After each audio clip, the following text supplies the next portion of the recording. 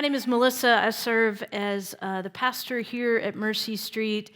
And how are you? Yeah.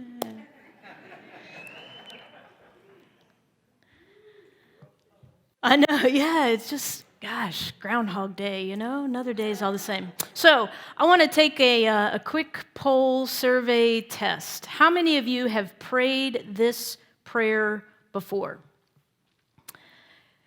God, if you would just give me a sign, I'll know what to do. If you would just put a burning bush, a billboard, something in my path, let me know if I should go this way or that way. Yep. How many of you, okay, this one's going to be a little bit more vulnerable to answer. How many of you, after you have prayed a prayer like that and the answer came, you were like, what's behind door number 2? Yes, yeah. It's like, show me which way to go as long as it's right over here, right in this area. Actually, I'm just going to start walking this way, and you can just put something in my path. Put something in my path if I'm not supposed to go that way. Anybody? Yeah? Jesus talks about being the good shepherd, about being a leader, a guide. And for us city folk, I don't know, maybe some of you grew up with shepherds or sheep or livestock. For a city person, when I hear that Jesus is the good shepherd, I can't really relate to it. But when I think about that role of a shepherd and the way that Jesus talks about it, that a shepherd was, of course, to protect the sheep, was to lead them, to guide them, to take them and move them from fields that were for their nourishment. Would never let them stay in one place too long, because if they did, then eventually they would start eating through some of the grass or whatever that was not good for them. And so would constantly kind of have them on the move, would lead them beside still waters, would fight off predators of every kind, and wasn't always successful in doing that. The shepherd would be the one that would leave the 99 and go look for the one. Our series for Advent, over these next 3 weeks, as we prepare for Christmas Day, as we prepare for lighting this candle, which says, "Love never fails." These 3 weeks of Advent, we've been talking about what is it we want this Christmas. And maybe by the end of the series, we'll have someone brave enough to do an interpretive song of Mariah Carey right here. Last night, I was waiting for some friends to come over. I was about to say I had dinner going. No, they were bringing takeout. It's. I wish I could say it's the new normal. But I'm sitting, I'm waiting for my friends to arrive, and all of a sudden, I hear that Mariah Carey song turned up to like 100. Now, the little neighborhood that I live in, the houses are close together, and so any sort of sound just reverberates. So it was like all of a sudden the glory from on high. There was Mariah Carey. My windows are closed, the doors are closed, but somehow her voice is seeping through. And then my cute little 6-year-old next door neighbor, I can hear her just tearing into the song. All I want for Christmas. And her parents are just cheering her on. There's a lot of things we may want for Christmas this year.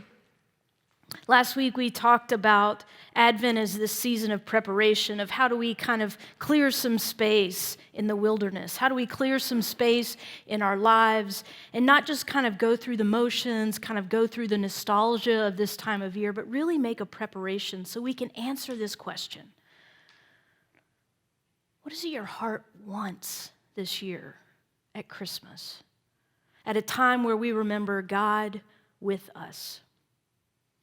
I want to put in a quick plug for a Thursday night group at 7 o'clock. Amanda, who led our Advent lighting earlier, she is teaching online at 7 o'clock Thursdays. It's excellent, excellent. I hope you'll join us. But tonight I want us to think about what we desire this Christmas is peace. Not the Coke commercial sort of world peace, but the peace that gets described like in page 417 of the big book. Uh-oh. Just stepped on toes, or I don't know. Peace, which could be described as serenity or acceptance. Acceptance is the answer to all my problems today. When I'm disturbed, it's because I find some person, place, thing, or situation, some fact of my life unacceptable to me.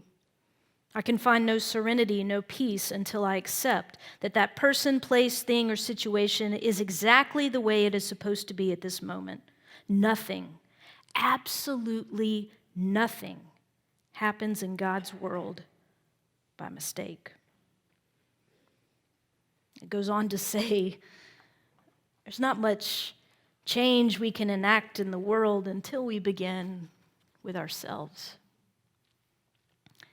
And I don't know about you, but peace is something I struggle to have, and so I need a good shepherd in my life to bring me peace, to lead me beside still waters, to lead me into places that may be new in life that are going to bring nourishment.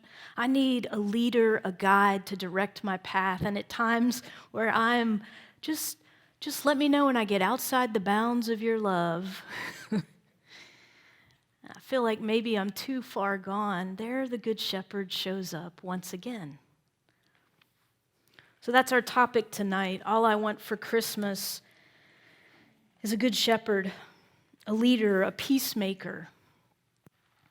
There's an artist, Scott Erickson, and I've borrowed a couple of his drawings tonight. This one is entitled Jesus as King, as Peacemaker. There's a number of symbols in the artistry. I want to pause for just a moment and let you take it in.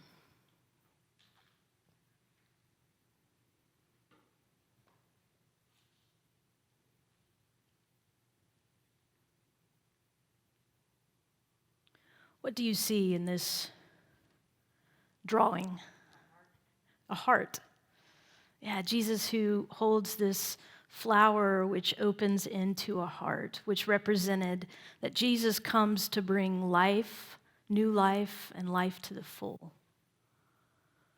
You see the shepherd's crook that seems to be painfully going through his eyes, but it is this staff that is not used as a weapon, but it is used as a way of guiding, of seeing, and leading.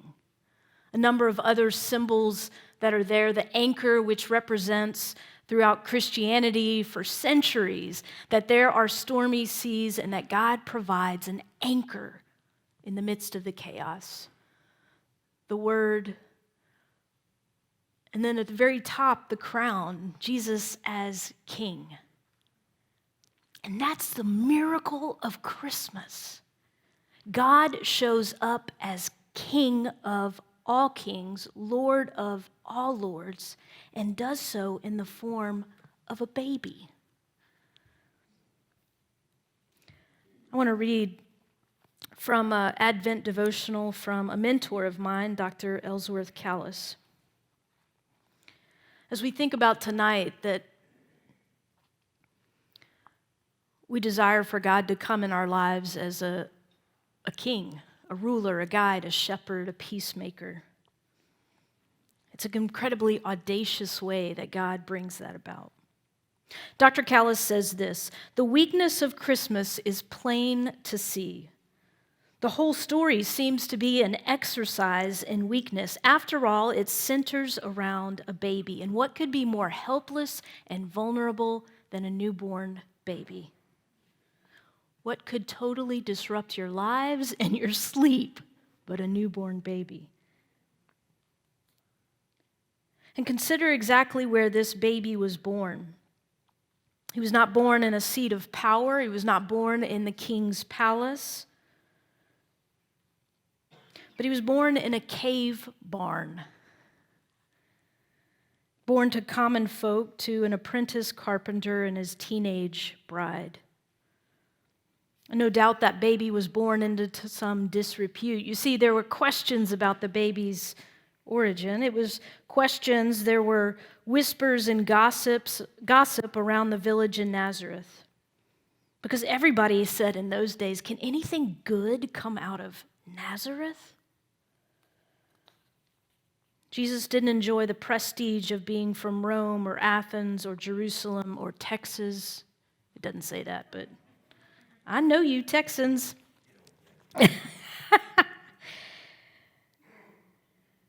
I'm sure that the first century world was not looking for their king in this way. The Jews badly needed a leader, but this was not the leader that they sought. Gentiles had another leader in mind. They delighted in wisdom, and yet what came to them was a small child, a baby that the Apostle Paul called the dunamis of life, the dunamis of life. It's where we derive the word dynamite, the power of God, the wisdom of God. And so in this small, unlikely way, this King of Kings and Prince of Peace comes to us this Christmas. Our passage tonight is going to be from the Gospel of Matthew. As we read this, I want us to think about, we're going to do a little bit of a compare and contrast of the king that is described, the king of the Jews in the passage, those that come to seek Jesus, and then the response of power to the birth of Jesus. So this is Matthew chapter 2, verses 1 through 6. Now Jesus was born in Bethlehem of Judea in the days of Herod the king. He was also called Herod the Great. Magi, or wise men from the east, came to Jerusalem asking, "Where is he who has been born King of the Jews? For we have seen his star in the east and have come to worship him." When King Herod heard this, he was delighted and overjoyed and threw a parade. When Herod the king heard this, he was what? Disturbed. All of Jerusalem with him. So Herod called together all the chief priests and scribes of the people and anxiously asked them where the Christ, the Messiah, the anointed one, was to be born. And they replied, "In Bethlehem of Judea. For this is what has been written by the prophet Micah. And you, Bethlehem, in the land of Judea, are not in any way least among the leaders of Judah. For from you shall come a ruler who will shepherd my people, Israel." God, show me the way. Give me a sign. Be the power over my life where I am powerless. But do it in this way and in this expected sort of place, or direct my path, and just as long as it's this way. I mean, I know my own life. This gift of Christmas, the power, the dunamis, the dynamite of God shows up in our midst and says, I'm either Lord of your whole life or you do you. That's not in the Greek, but essentially. Herod the Great, he had quite a story. He came, and he was actually, his father was one that converted to Judaism. He was born in a region, his dad was best buds with Julius Caesar. The Julius Caesar. So you can imagine the type of parties or events that Herod got invited to, right? No trips to Whataburger for this guy. They are going to Seasons 52. As Herod grew up, he also began to form close friendships with Mark Antony and Cleopatra. Sometimes you read the Bible and you think these are just fictitious characters that sound good. This is when God chooses to enter into human history around the time of Julius Caesar, around the time of strife within the Roman Empire, around the time in which there is a power grab time and time again for kingdoms. Herod the Great knew how to play the game. He was eventually appointed king of Judea by the Roman Senate.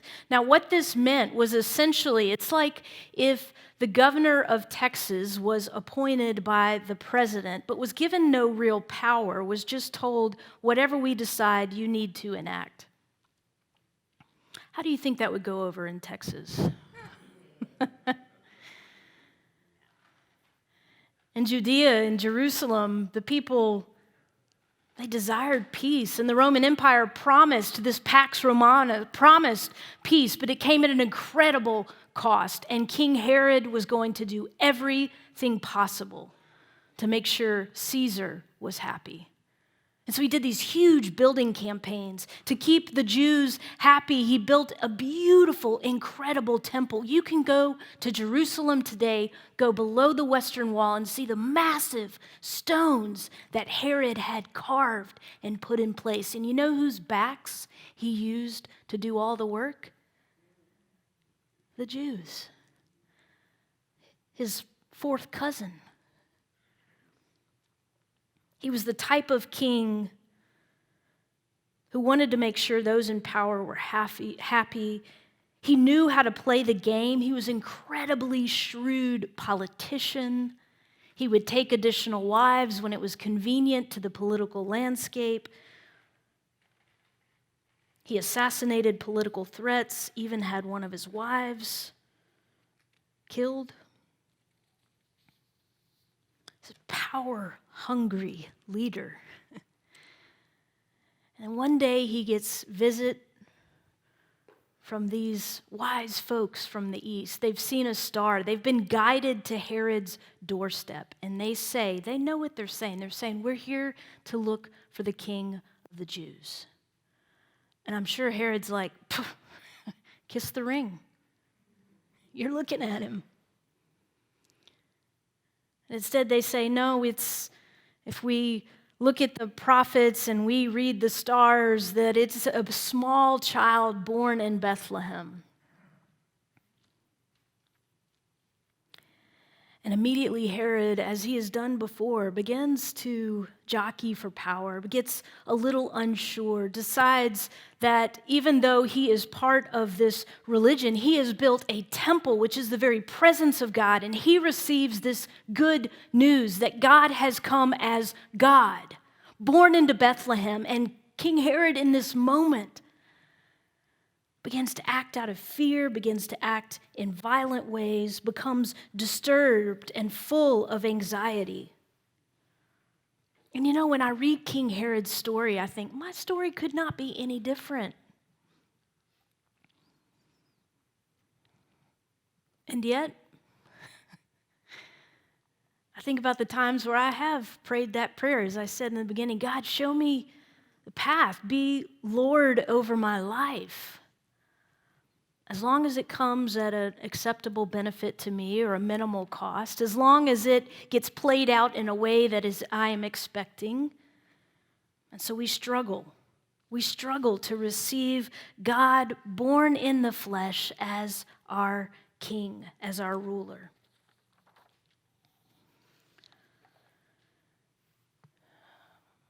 "6:13, she realizes I've prepared more content than I have time for."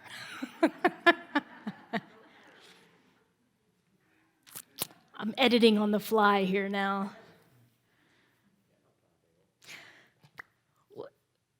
This Christmas, if we desire peace, I want to say that this passage tonight in King Herod and this gift of peace that comes to us, that God would be Lord over our lives. And the way that God does that is in 3 different ways, and I don't know which way you need most tonight. I think God comes as a guide and gives us clarity on the next right step.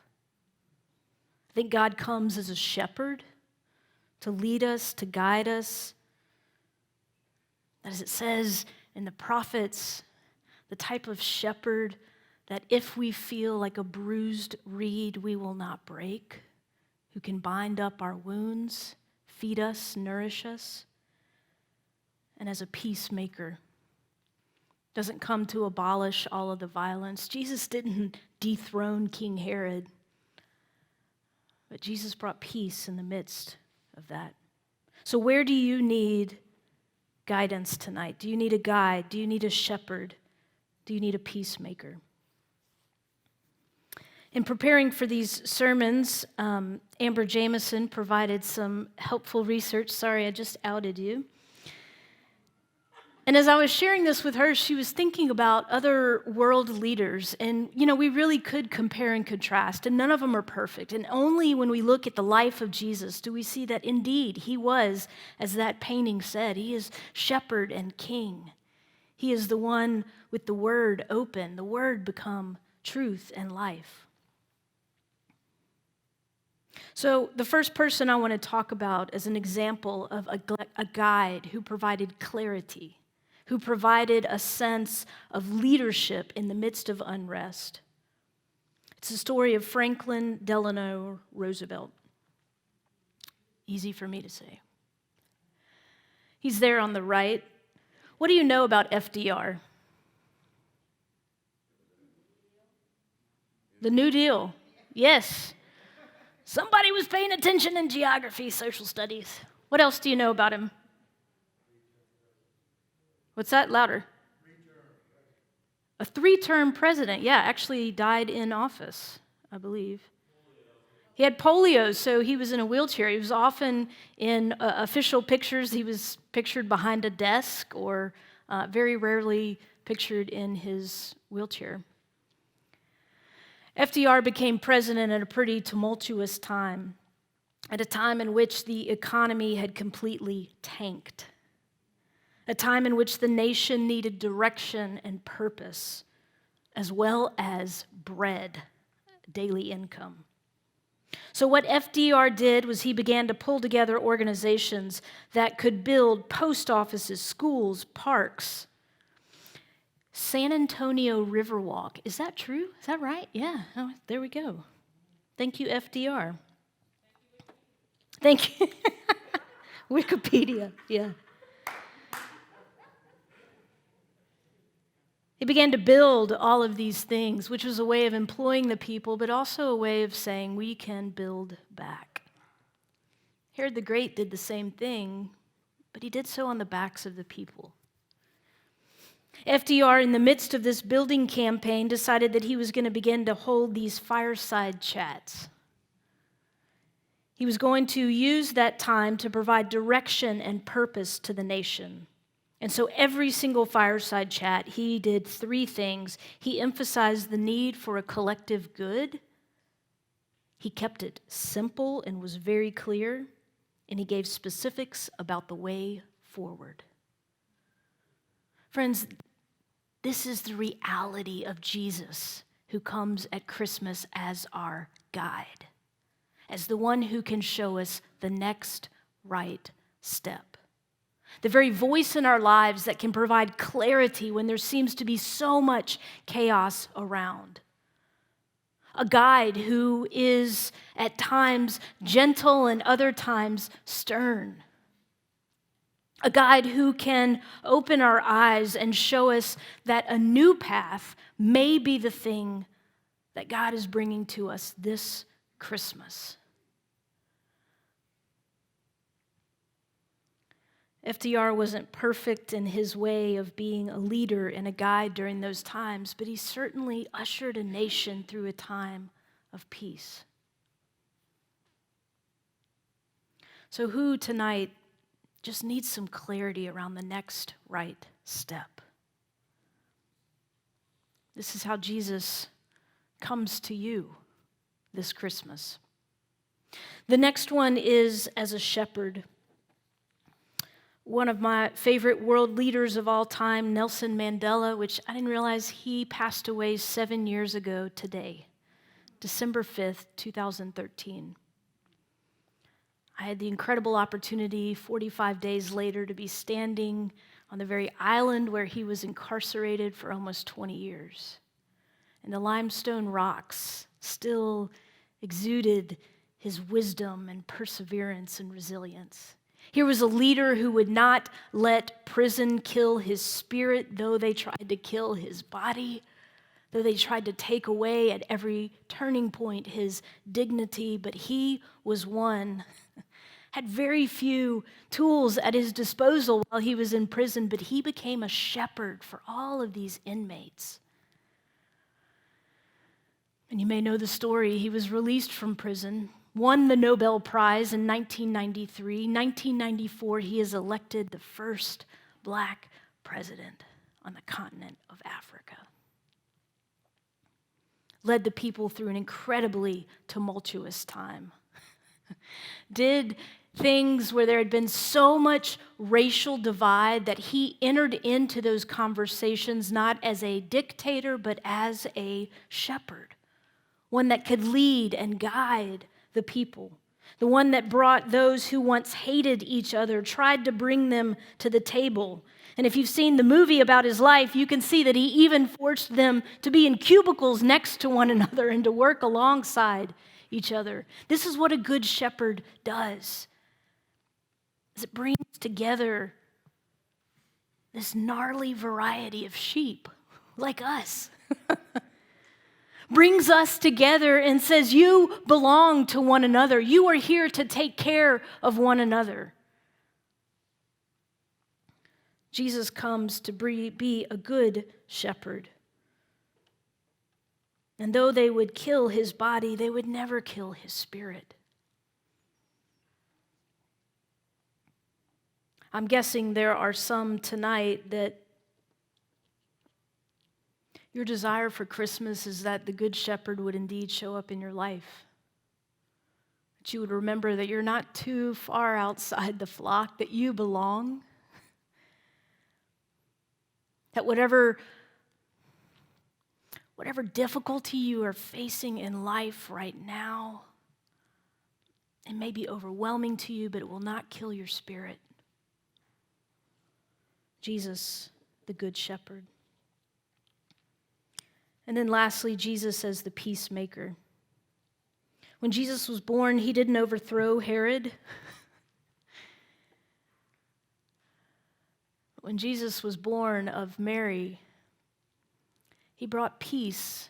And as the song says in Joy to the World, he brought peace. A blessing flowed far as the curse was found. He was a peacemaker in the midst of the unrest. This drawing is by Scott Erickson as well. Who is the woman on the left? Eve.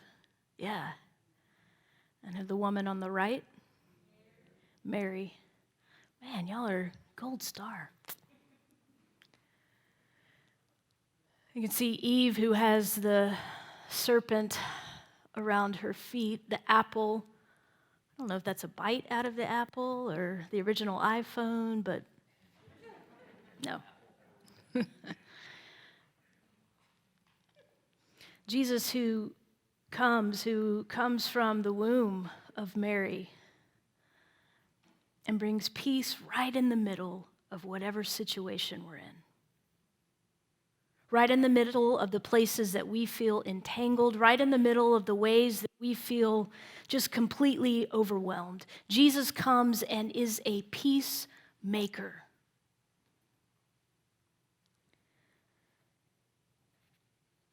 Where do you need peace in your life? Where are the places in your life where you find yourself meditating, ruminating, stewing? You're playing those scenarios in your mind over and over again. Whatever we give our attention to in our lives grows. So this Christmas, as Jesus comes as a peacemaker, may we give our attention to that gift that can meet us in the midst of our ruminating and stewing and worrying, the places where we feel entangled and worn out. And Jesus comes in a small, beautiful way to bring us peace. Our closing song tonight is a hymn written by Charles Wesley. That name means nothing to any of you, but he wrote something like 10, 15,000 songs on the back of bar napkins. No, not really, but pretty much. His song, Come Thou Long Expected Jesus, says, born thy people to deliver, born a child and yet a king, born to reign in us forever, now thy gracious kingdom bring. By thine own eternal spirit, rule in all our hearts alone. By thine all-sufficient merit, raise us to thy glorious throne. Jesus, as King of Kings, Lord of Lords, Prince of Peace, born as God, shows up in our lives and asks us to accept, receive peace. So would you pray with me?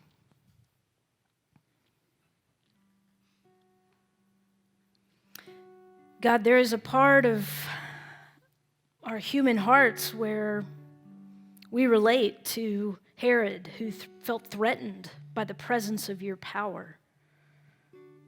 There's a part of my life in which I think I can succeed and thrive in my own power. God, tonight, give us humble hearts. For those in the room who are in need for you to be their leader, their king, for you to provide clarity in the next right step, Jesus, I pray that you would come. For those among us who need you as good shepherd, to bind up our wounds, to help us to remember that though we may be failing in our bodies, that our spirits are alive in you. And tonight, God, for all of us, I pray that you would bring peace. You'd help us become untangled from all the worries that just seem to overwhelm us. Would you bring us your peace? Rule in our hearts and bring your kingdom on earth as it is in heaven. Amen.